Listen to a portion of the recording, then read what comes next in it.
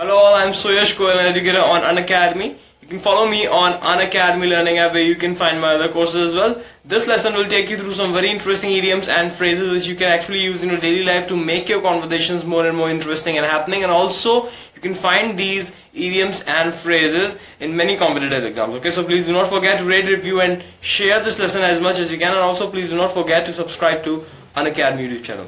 Thank you very much. And this is my profile, and here's the link where you can just follow me. On this link you can find my other courses as well, so please go and find my other courses as well. And also please do not forget to shoot all your questions, any doubt, any query which you are having in your mind, you can just directly shoot that in the comment box below and all your questions will be answered for sure. Okay, so keep asking all your questions, every doubt which you are having which actually creating some sort of problem in your mind, just go ahead and just shoot that in the comment box. Okay, so let's move on and talk about some more idioms and phrases in this lecture. And here we have the very first one of this lecture, that is bone to pick. So when I'm saying bone to pick, when I'm using a phrase bone to pick, what I actually mean to say, if you just remember, we talked about bone of contention. Okay, that is a reason of dispute. Okay, any reason of dispute, like Kashmir is the bone of contention between India and Pakistan. So this is how we actually use that bone of contention, and here we have a bone to pick. So bone to pick is actually a dispute, whereas if you remember, bone of contention was a reason of dispute, like what is the reason of the dispute, and here we have bone to pick, that is a dispute. So whenever I'm talking about a dispute, I can just replace that with a phrase just to speak in a bit interesting way. I can say bone to pick. Like for example, I have a bone to pick with Raj. That means I have a dispute with Raj. I have a bone to pick with Raj. Now why? Reason? So he told the boss that I was looking for a new job. Now that is very ridiculous. Now if your friend, friend who is an employee in the same company in which you are, and you just share everything with him, like you are just sharing with him that you are looking for a new job, and he just goes to the boss and just speaks the same thing. So it is actually ridiculous that he went and just said to the boss. So this is how I can use, obviously I agree with him that he must be having a bone to pick with Raj. So that's how I can use this bone to pick. And the next phrase is bring down the house. Now what is this bring down the house? Is it something like bringing something to the house?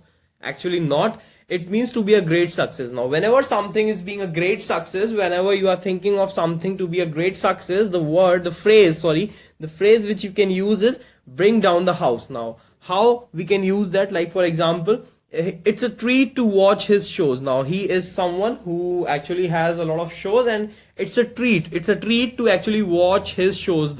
His shows are actually awesome, his shows are fantastic, and it's a treat to watch his shows. Okay, so obviously he is getting success. So what I can say in this phrase, by using this phrase, is he always brings down the house in all his shows. That means he always brings down the house, like he always gets a lot of success in all his shows. He always succeeds whenever he is doing his show. So that's what I actually meant to say, and I just said it by using this bring down the house, like he always brings down the house. Okay, so that's how I can use this bring down the house for the meaning of to be a great success.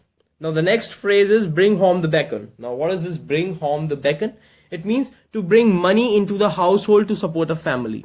Now you have a family. If you are getting the money in your family, if you are the one who is responsible for getting the money, for bringing the money in your family, to earn the bread and butter of the family, then you are actually bringing home the bacon. Okay, so the one who is bringing home the bacon is actually the one who is bringing the money, who is getting the money, who is earning the money into the household to support his or her family. Okay, so that the family can earn livelihood, so that the family can get the bread and the butter to live. Okay, so that's how we can just use this bring home the bacon. And the example for this is after his father's death. After his father's death, he is the one who brings home the bacon. After his father's death, he is the one who brings home the bacon. Like after his father's death, he is the one who brings the money into the household, or who earns the money for the household to support his family. So that's how we can use this bring home the bacon. Now the next one is bull in a china shop. Now what is this bull in a china shop? In a china shop we have a bull. This is very different, and it actually means insensitive to delicate situations. Whenever you are insensitive to the delicate situations which you are facing in your life, like like, right now you are sitting in your class and you are playing with your friends. You are very comfortable with all of them. Suddenly teacher comes to you and suddenly teacher starts asking you the question. Now you are a bit what? You are insensitive to that. You will not be able to answer her because you are insensitive to that situation. You get a bit hesitated or you get a bit embarrassed, and that's why you will not be able to deal with the situation. You will actually act clumsy during that time. Earlier you were very comfortable with your friends, so that's how that these are the conditions, these are delicate situations, different situations for different people, which are insensitive to those people. Okay, like for example, Rahul was a bit of a bull in a china shop when he attended the interview. Now Rahul was very good when he talked to me. Rahul was very good when he used to talk in the class, but he was a bit of a bull in a china shop. That is, he was insensitive when he attended the interview. How?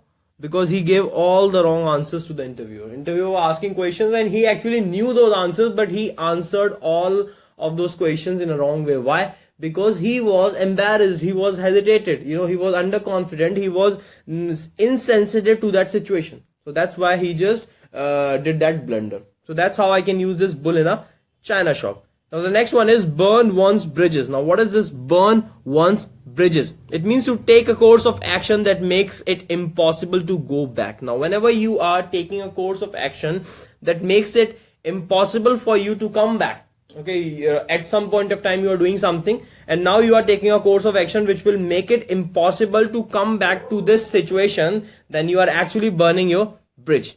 Okay, like for example, if you quit this relationship at this point of time, now you are in a relationship right now and you are thinking of quitting that relationship. So I'm just saying to you that if you quit this relationship at this point of time, then you will never be able, you will be actually burning your bridges and you won't be able to enter her life again. That means you will be burning your bridges. When I'm saying you will be burning your bridges, I actually meant to say that you will be actually taking, or you will be actually doing such action that will make it impossible for you to come back. So by doing this, you will actually be, making it confirm that you will not be able to go back with her, in relation. So that's what you will be confirming. So that's what I'm saying, that you will be burning your bridge. That means you will be taking a course of action that will make it impossible for you to come back in the relationship. Okay, so that's how we can use this burn one's bridges. Now the next one is burn the candle at both ends. Now what is this burn the candle at both ends? So whenever I'm saying burn the candle at both ends, I mean to say to overwork oneself.